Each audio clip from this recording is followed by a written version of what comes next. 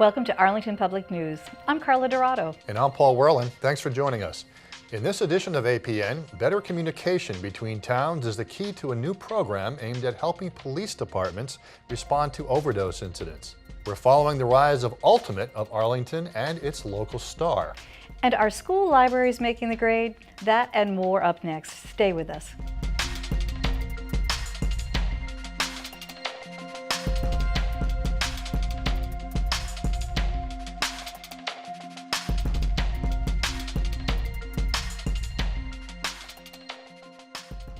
An elementary school tradition is being revised in response to concerns that it be more inclusive, and town meeting is working its way through this year's 47 warrant articles. Brenda Mahoney has the details in this week's snapshot. Brenda? All right, Paul. Third graders in Arlington have often looked forward to Colonial Days. In the past, dressing up as colonists has been a fixture of the day-long event. As Arlington has become more diverse and with a greater emphasis placed on cultural competence in the schools, dressing up has become an issue. Last year, the school department responded to cultural concerns by making colonial clothing optional. In preparation for this spring's Colonial Day activities, Assistant Superintendent Roderick McNeil met with third grade teachers, principals, and parent representatives to discuss the concerns. Following that meeting and after consultation with Superintendent Kathleen Bodie, McNeil sent out a letter announcing that dressing up will no longer be allowed for Colonial Days.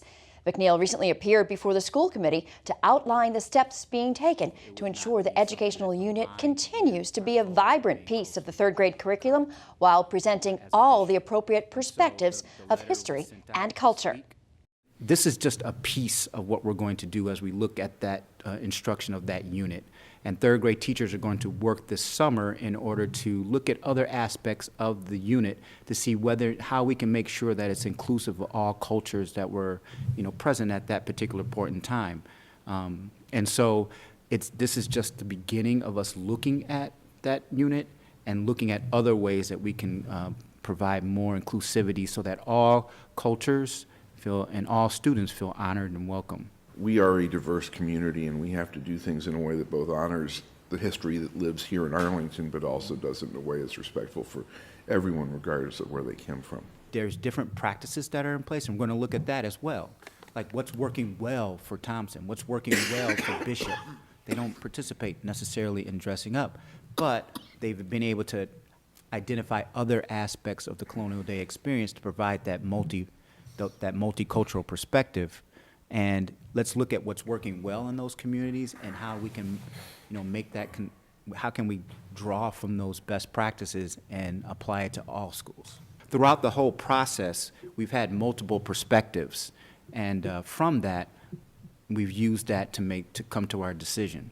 So, it is my hope that over time, that those individuals who feel like we still need to dress up will see the value in what we're doing with the curriculum, because it's not just going to take place for this particular unit, but I think this is a manifestation of our goal of being culturally competent and looking at our instructional practice to make sure that in all areas, in all content areas, that we're being respectful, that we're not omitting any stories, and that we're not overemphasizing a single perspective, so we're telling one story.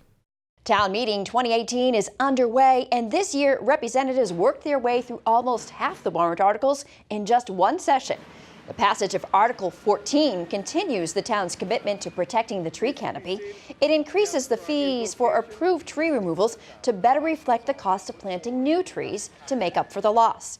Town Meeting also passed Article 18, allowing the Board of Selectmen to move forward on changing the comptroller position from an elected to an appointed position.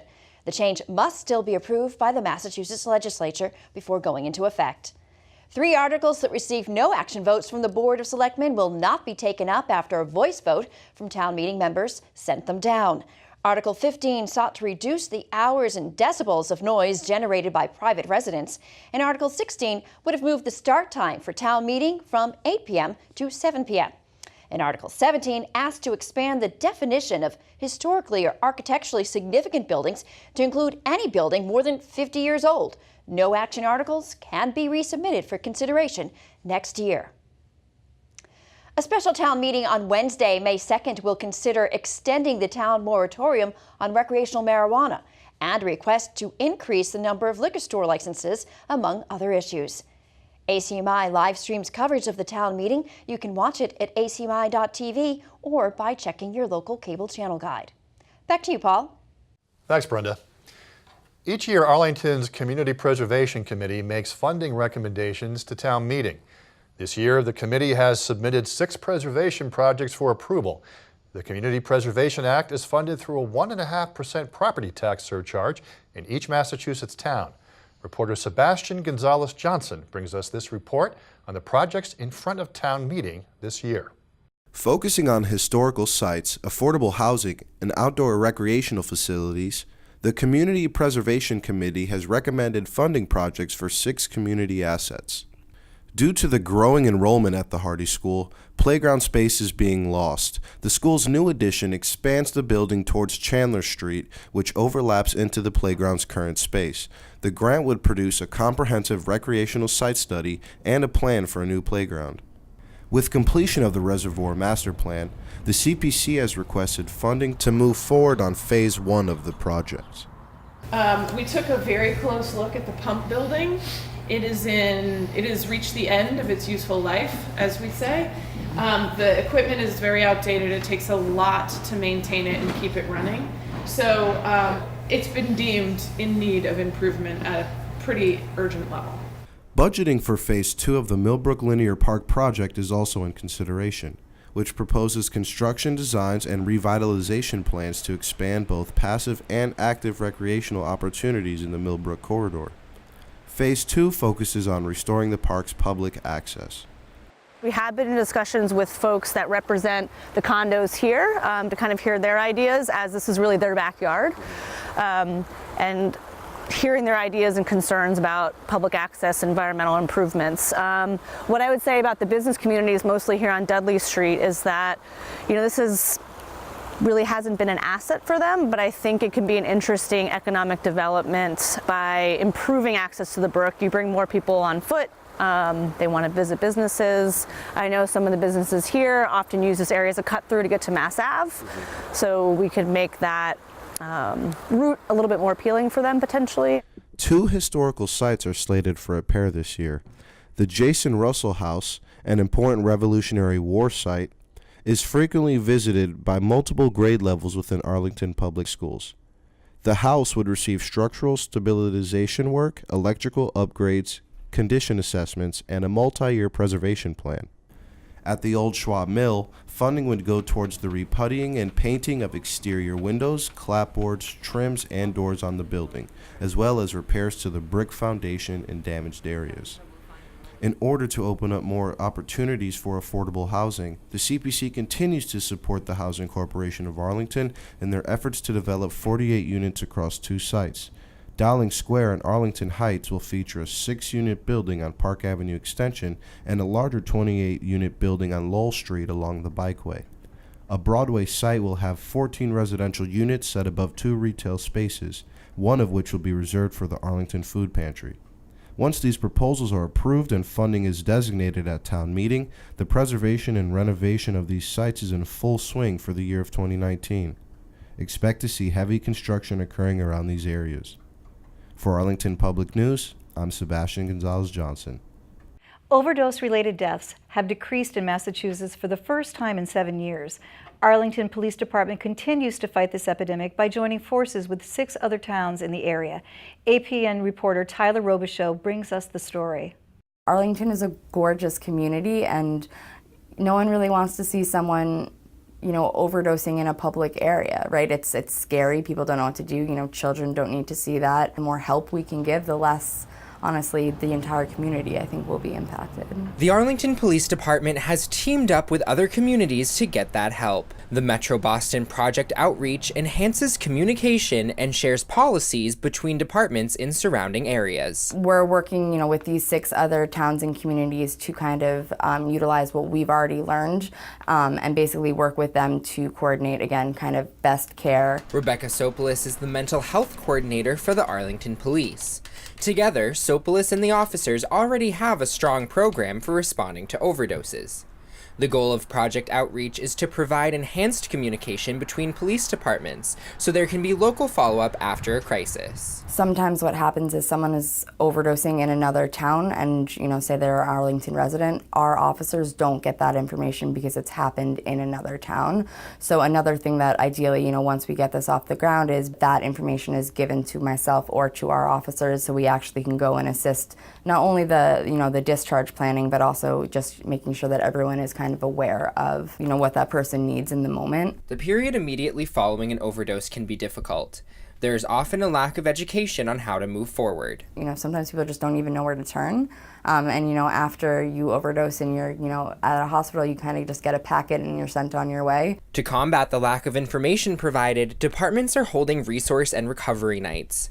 Addiction coaches, recovery coaches, clinicians, and others will be on hand to provide information. So this is kind of a one-stop shop, so to speak, of, you know, all the resources that actually speak to the individualized person. Arlington saw a spike in overdoses about 3 years ago. The police have been working hard to fight the epidemic. So far this year, there have been no reported overdoses in town. Reporting for Arlington Public News, I'm Tyler Robichaux. If you or someone you know is struggling with addiction, contact Rebecca Tsopoulos at Arlington Police Department. She can be reached by email at rtsopoulos@town.arlington.ma.us or by phone at 781-316-3947. All inquiries are strictly confidential. You know, Carl, it's good to see the towns are working together to combat this problem, and this is a tough situation, but Arlington really has been a model for towns throughout Massachusetts. They have, and we've had a lot of great organizations. We used to have Right Turn, who contributed significantly, and it really brought a lot of awareness and a lot of help, I think, all the way around. But it is wonderful. I think we've got a wonderful police chief, and he really is, I think, showing us that he cares about that part of our community. We're due, and we're lucky to have him. Absolutely. Arlington is looking to the MSBA to help fund the new high school. But just how does the funding work? And school libraries and librarians have felt the budget crunch for decades. Now there's a move to help them make the grade. We'll be right back.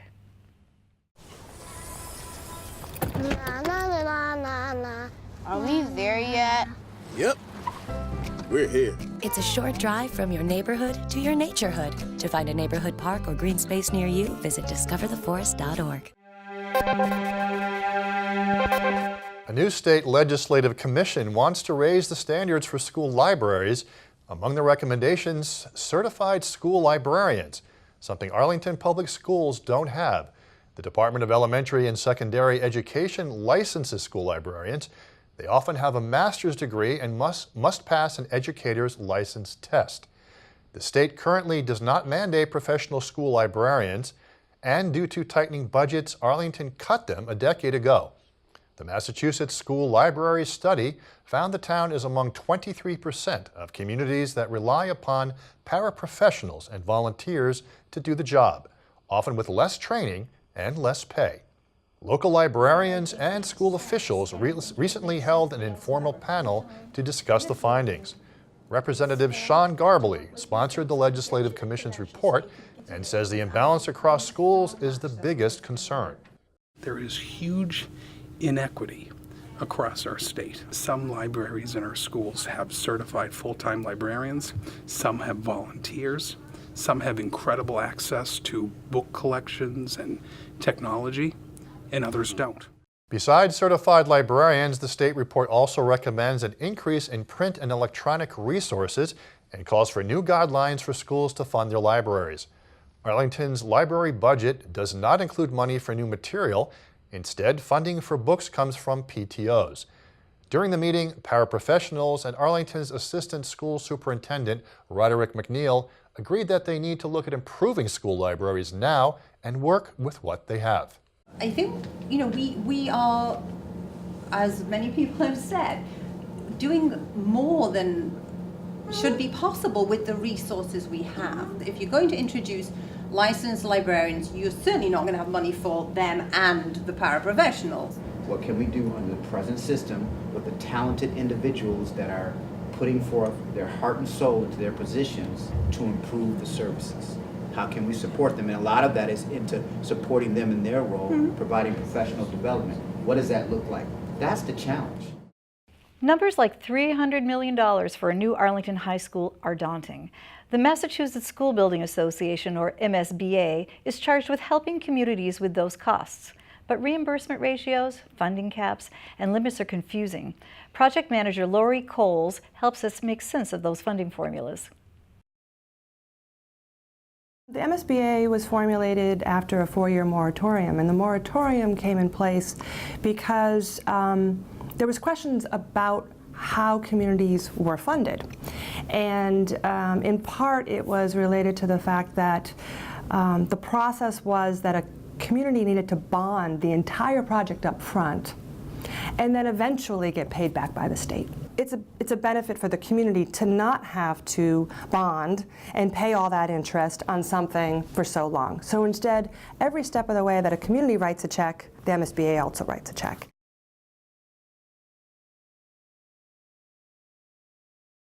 If you imagine all the need across the Commonwealth and the fact that there's a finite bucket of money each year, I believe that the authority has put in place these various caps and or limits or requirements that we can talk about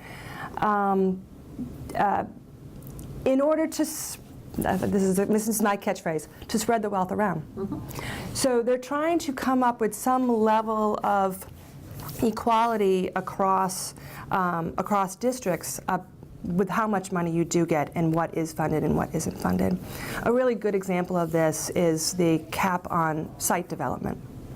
They have an 8% cap, with 8% is on the cost of the building aspect of the project. You could be a community with, similar to Arlington, where you have a lot of grade changes over the course of the site, and you might need to construct retaining walls. They cost money. I'm a school somewhere else that's flat site. I don't have the cost of retaining walls. So I'm not going to get money for that. So there's different variables on a site that can drive those costs. MSBA is sort of saying, well, we understand you have those costs, but they're particular to your project. And we're trying to fund all of these projects, and that's where that cap has come from. So some of the other caps or limits on what is funded, probably one of the major ones is the cost per square foot, construction cost per square foot. And for instance, at the moment, MSBA's construction cost per square foot is $333 a square foot. I can't speak to every single corner of the Commonwealth, but certainly in the Boston region, that is not what the cost per square foot is. So if you imagine, if we use just round numbers, the difference between 330 and 430, every square foot that you're designing, $100 of that is not being reimbursed by MSBA, which would mean that it's entirely a cost borne on the community. And so there is that piece, I think, is probably one of the highest numbers that really affects your reimbursement rate or your perceived reimbursement rate. The existing school property has the high school. It has a preschool, an inclusive preschool that is for special ed. It also has the school district administrative offices. It has town facilities. It has the town IT system, and a couple other random offices, comptroller being one. Of those that I just listed that are beyond the high school, the preschool program, again, as a special education program, will be included as part of the funding of the project. All others will not. A big topic in town had been the swimming pool. Before we even got started on the project, it was talked about. And while no one's arguing that there's not a need for a swimming pool in town, that's not really part of the debate. It is an aspect that MSBA would not allow. So it's different from just saying they wouldn't fund. This, in fact, they would not allow. They're not making a judgment that the town doesn't need a pool. They're not even making the judgment that the school site couldn't have a pool on it somewhere else. They're saying it cannot be connected and funded in the same time, same project as the high school project. That also goes for a field house. They do not fund field houses, and they also do not allow you to build one, an association with the school. And one other sort of distinct area that's certainly been talked a lot about in town is the size of the auditorium, meaning how many seats can be in the auditorium. And MSBA financially supports with their reimbursement dollars 750 seats, as a maximum. If the community would like to go over that, up to 1,000 seats, they can. And again, it will be separated out and be paid for 100% by the community. If they want to be greater than 1,000 seats, it's actually not allowed. So again, there's these lines between what's funded, how much of it's funded, what's allowed but funded by you, and what's not allowed at all.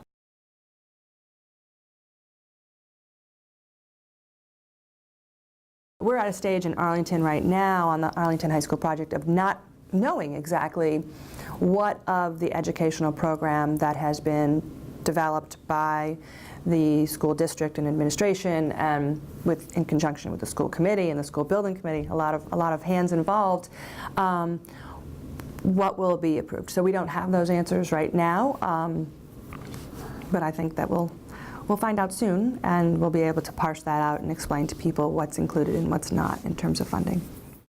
Preferred designs are now being considered and will go to the MSBA for approval this summer. Once the final design is chosen, actual construction costs will become more clear. A debt exclusion request should go to the voters in the spring of 2019. God, you know, it's hard enough to keep track of a home renovation. I know, but the Arlington High School renovation, that has been a long time in coming, and the future of the Arlington kids are at stake. So we're glad to see it's finally making progress. Even though it's going to take a while, it'll be great. Yeah, I second that. It's not Frisbee, it's ultimate. And Arlington's enthusiasm for the game continues to grow. That and more when we come back. Hey, Hard, what's this? That's my resignation. You're resigning? Why? You've been putting me under a lot of pressure lately. That's why I'm ready to quit. Oh, I forgot. I'll do better. Please don't quit on me. Don't let your heart quit on you. Get your uncontrolled high blood pressure to a healthy range before it's too late. Get ready to get up and head out. Kira Powers brings us a look at what's coming up in Arlington. On Saturday, May 5th, members of the Arlington School Committee will be at Whole Foods on Mass Ave from 11 a.m. to noon. Stop by, say hello, share your thoughts, and discuss your questions in an informal atmosphere. Yard waste pickup has begun. If you've been raking leaves and cleaning out beds, the DPW is ready to help you with your cleanup. You can get stickers at the DPW to mark your rubbish barrels as yard waste or use yard waste paper bags available at local hardware stores. All collected yard waste is composted to create nutrient-rich soil. If you'd rather compost at home, the DPW has 2 styles of yard composters for sale. The cost is $25. Stop by the DPW on Grove Street during regular business hours to purchase one. And while you're doing spring cleaning, gather up all those hard-to-recycle items and bring them to the DPW Recycling Center on Saturday, May 12th from 9 a.m. to noon. In addition to the items usually collected at the Recycling Center, the Health Department will collect new, used, and unopened sharps, including needles, syringes, lancets, and EpiPens. All sharps must be stored in FDA-approved sharps containers. You can buy containers at local pharmacies or through the Arlington Health Department at the recycling event. And Bikes Not Bombs will be collecting used bikes and bike parts. The group refurbishes and ships bikes around the world, and a $10 cash donation is requested to help defray these costs. And Boston Building Resources will accept resaleable building materials. Visit bostonbuildingresources.com to find out more about what they can and cannot accept. And visit arlingtonma.gov/DPW for a complete list of recyclable items. On Saturday, May 5th and 12th, volunteers are invited to help prepare for Memorial Day by placing flags on the graves of Arlington veterans. Volunteers will meet at the Mount Pleasant Cemetery Chapel off Medford Street at 9:45 a.m. for a brief introduction before heading out to the gravesites. According to Director of Veterans Services Jeff Chunglo, there are close to 5,000 veterans buried in the Arlington Cemetery. The town of Arlington is teaming up with the Appalachian Mountain Club for a spring trail cleanup at Spy Pond. On Saturday, May 12th, volunteers will help clean up trails in order to maintain waterfront vistas and promote public safety. Snacks will be provided by the Vision 2020 Spy Pond Environmental Task Group. Tools will be available, bring your own tools as well, and don't forget work gloves. Bring a brown bag lunch for a post-cleanup picnic in the park. School vacation means a break in Spy Ponder action. It's a great chance for us to share the story of the ultimate sport and the AHS athlete who is at the top of her game. Reporter Matt Case brings us the story. Think ultimate is tossing a frisbee with your dog? Think again. It's a sport. It's played on a field. There's 2 end zones. You can't run with the disc, so you have to throw it to your teammates. It's athletic, it's explosive, and it's a lot of fun. Ultimate is very much about tolerance and getting along, even as it is also about asking the most of yourself. This is a legitimate thing, and it's very athletically demanding, and it's very organized, and it's a sport. Arlington is actually a hotbed of ultimate interest. Boston and its many universities were a major hub for the young sport as it gained popularity across the U.S. in the 1980s and 90s. As early players stopped competing to start families, they moved away from the city to towns like Arlington and raised their children with the ultimate culture. James Milan is a former national champion and an Arlington resident. For many of us, we didn't get to start playing until we were in college or beyond. For a lot of us, we want our kids to be able to get going as soon as they want. Lifelong ultimate players who became parents began an after-school program at Ottoson Middle School to get kids on the field. When Claire Stewart headed to the high school in 2014, she wanted to take ultimate with her. When I came into the high school with a bunch of my friends, we were a really strong class or team of at the Ottoson playing together, and so we came into the high school and we wanted something a little bit more substantial, and so that we could go and play other teams. So we started the high school team as freshmen. Stewart and her team compete against other high schools under the Boston Ultimate Disc Alliance, or BUDA. Rob Brazil is the Youth Club Championship organizer for BUDA and a lifelong ultimate player. He grew up in Arlington when ultimate wasn't seen as competitive. I didn't have much impetus to try to start a team. It didn't really seem like there was a community at the high school yet that wanted to. That's changed pretty significantly in the last 5 to 10 years. Brazil arranges 4 all-star teams that compete in a national tournament in Minnesota, and with Milan, coaches the under-20 girls team. Our number one goal pretty much every year is just increasing our numbers, exposing more people to ultimate and to how great it can be, how much fun they can have playing it, how much fun their kids can have playing it is, only beneficial to us in the work that we do. For Stewart, she plans on taking ultimate into the next stage of her life. I am definitely looking at ultimate as part of my future in college and in club ultimate. I hope to go to a school that has a team that's at least partly developed so I can have a lot of fun playing in college. For Arlington Public News, I'm Matt Case. This year, Clara organized her second ultimate team at AHS, a girls varsity team. She's still weighing her options on the college front. Clara will be staying busy this summer preparing for the World Championships to be held in Waterloo, Ontario in August. Clara will be competing on the under-20 girls national team. She is one of only 25 young women chosen for the honor nationwide. Congratulations to Clara. Well, congratulations to Clara. I think that's absolutely wonderful that we have such a rising star in our midst. And thank you for joining Arlington Public News as we explore events and issues affecting Arlington.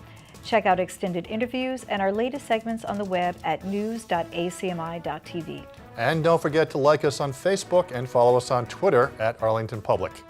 I'm Carla Dorado. And I'm Paul Werlin. We want to say a special thank you and farewell to the talented and enthusiastic APN interns who are leaving us this week. Thank you Tyler Robichaux, Kira Power, Sebastian Gonzalez-Johnson, Hannah Schuster, and Rachel Cherwinski. We could not do it without you. Please come back and visit often. Despite the cold, wet weather, true patriots came out to watch the Patriots Day Parade on April 15th. Others watched from the comfort of their home on ACMi. In case you missed it, we leave you with these sights and sounds. Good night, and thanks for joining us.